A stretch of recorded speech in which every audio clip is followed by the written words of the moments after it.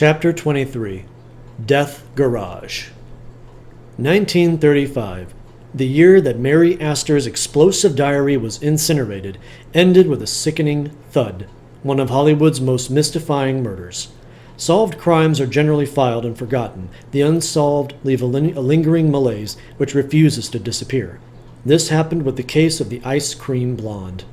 Delectable Thelma Todd worked with Laurel and Hardy, the Marx Brothers, and her friend ZaSu Pitts in a series of riotous faces for Hal Roach. Her fans would not have recognized Thelma in her final role, one that was only played after a struggle, that of a slumped corpse. Her mouth, even gown and mink coat, spotted with blood.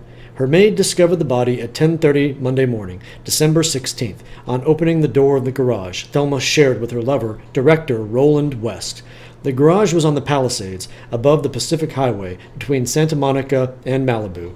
The ignition switch of her open Packard convertible was turned on, the motor dead, with Thelma slumped in the front seat.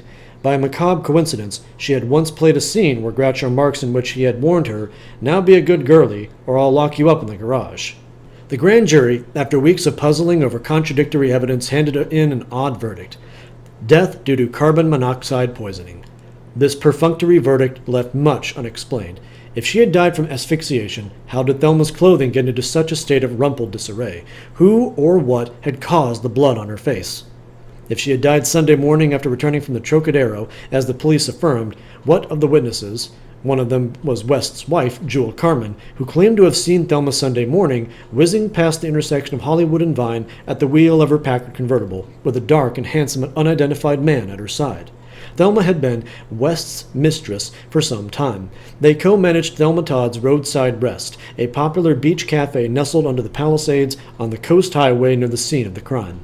After a lengthy questioning, West reluctantly admitted to a violent quarrel with Thelma during the Sunday's wee hours. He had cut it short by pushing her aside. Neighbors reported hearing Thelma screaming obscenities at West and pounding on the massive, hacienda-style door with her fists. An examination of the front door did reveal fresh kick marks. It was brought out at the inquest that her bosom pal and screen partner, ZaSu Pitts, had lent thousands of dollars to Thelma, money that was swallowed up by the complicated finances of the Roadside Rest, and never repaid to ZaSu.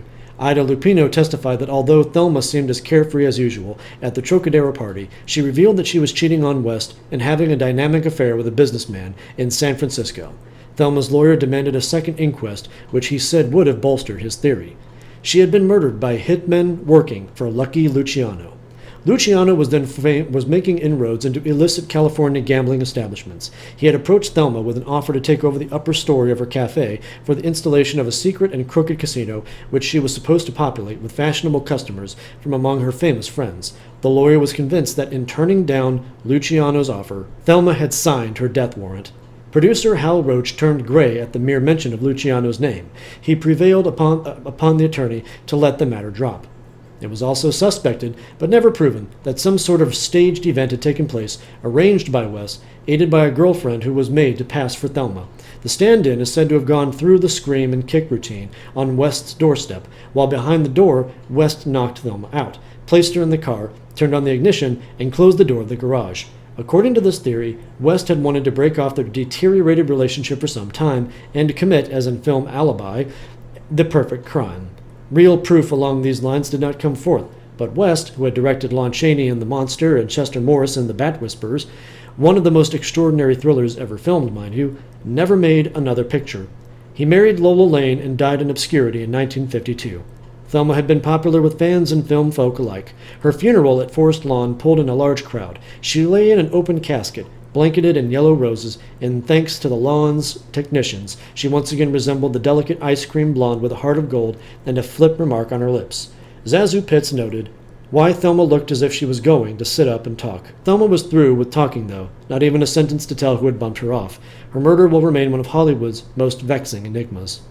And that is the end of this chapter.